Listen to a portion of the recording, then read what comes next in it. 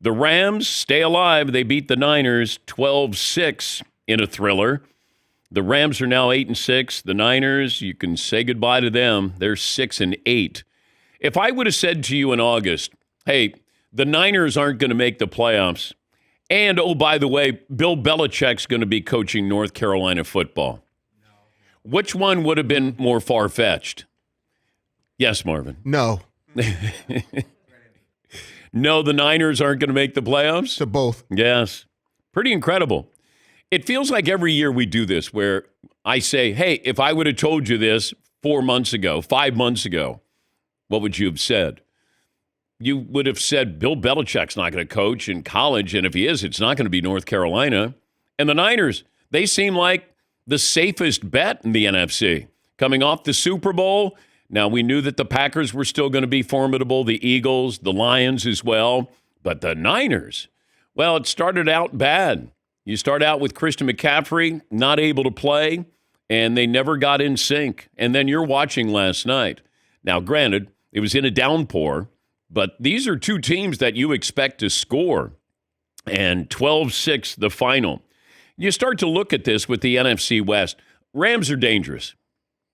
We've been saying it the last couple of weeks. With that offense, they are dangerous. And also, I was looking at the Eagles and the Lions' defensive numbers, and in particular, their secondaries. Their secondaries aren't great. Now, Philadelphia's got a young secondary. The Lions give up a lot of yards, passing yards. And here's a Rams team that, for the most part, can put up big numbers. But now they have new life at 8-6. You have Stafford who can still sling the ball. Kyron Williams has over 1,000 yards this season. You got Cooper Kupp, Puka Nacua. You got Sean McVay. This is the kind of team that can knock one of these guys out. Can knock Detroit out, can knock Philadelphia out, Green Bay, just because of the offense here. Now, it might come down to just how good is their defense, but offensively, you expect them to put up points, certainly when you get into the postseason. And you look at the Niners, and this is how the window closes. It's closing. It might be closed.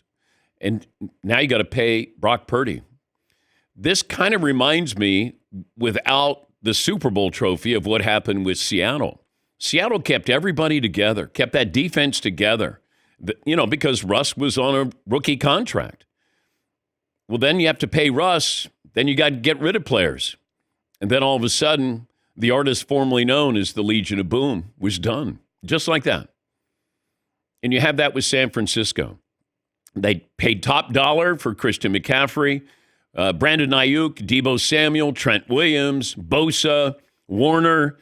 And now all of a sudden, you got a quarterback who is, I guess rightfully so, going to be asking for at least $50 million a year. The window closes.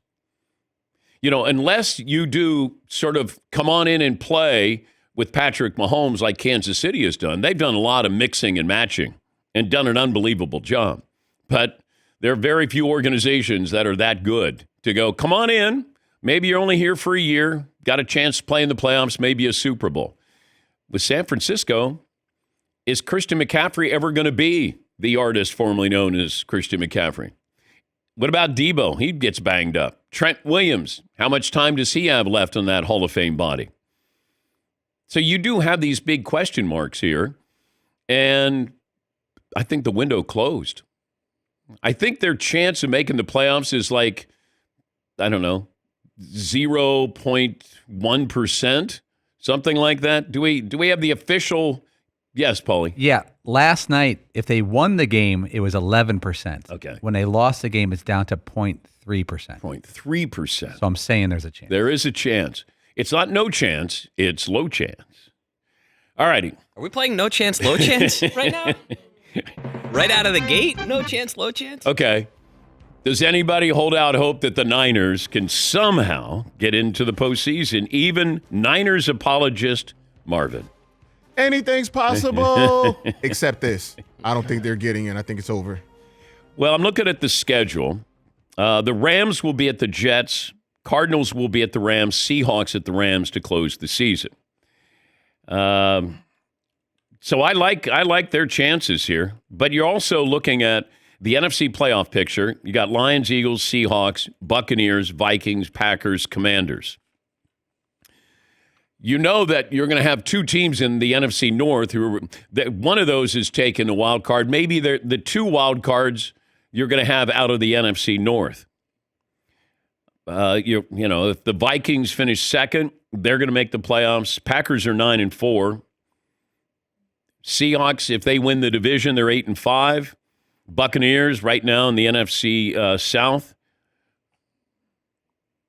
Yeah, Paulie. The Niners are 6-8. They would need the Commanders, Rams, Falcons, and Cardinals to lose out to have a chance at a tiebreaker.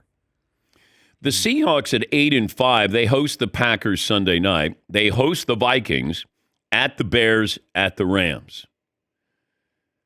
So the Rams once again at the Jets, host the Cardinals, host the Seahawks, likely to decide the division.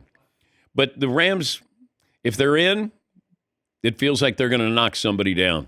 Just feels that way. All right, Seton, what's poll question first hour? Let's see. First hour, if you are Brock Purdy, you want every dime you can get or cap space?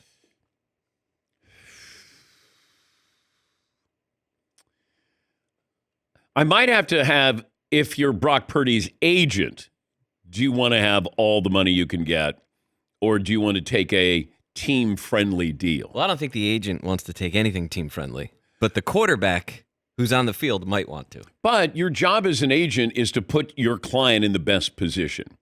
He knows that his client needs talent around him to bring out his talent. He's not a guy who is going to lead the team. He's not a standalone guy. He just doesn't have the abilities to be able to do that. But it's kind of hard to say, hey, Brock, what about $45 million a year? How about maybe 45, we get to 50? Well, what does Brock have currently in the bank? Probably not much. Relatively speaking. Yeah, not much to being a starting quarterback for an NFC Super Bowl contending team. Oh my gosh. Let's go. Salary, salary, salary, salary, salary, salary, salary. Come on, Marvin! Salary, salary. Get up. Salary, salary, salary. Any excuse to play it. The way that it whips back in, he goes like. All right.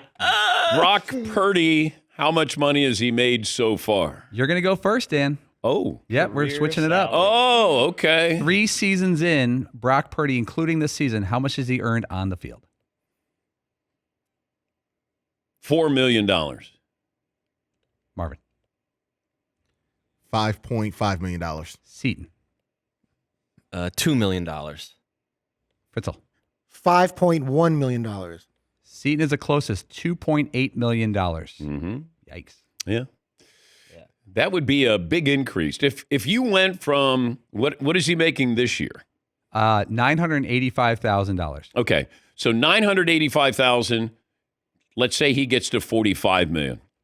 That equals about a little less than $3 million per game. No, but what is the percentage increase? Oh. Yeah. You might be asking the wrong guy. Well, I definitely don't know it. I don't know. Todd, were you good at math? I was good at math. I would put underline was. I used to be very good at math. I'll have to see if I can crunch some numbers. How do you not get or stay good at math? When you're doing it all the time and you have homework assignments and you're studying for tests and then you stay good with it. And then it all goes away once you don't have to worry about that anymore. Yes, Eaton. I have $45 million a year is what you're saying, Yeah, right? yeah. That would put him right now, according to this, somewhere around Patrick Mahomes, Kirk Cousins, Josh Allen. Matthew Stafford is at 40. Derek Carr is at 37.5. Okay, could you say to Brock Purdy, hey, you're kind of making what Patrick Mahomes makes?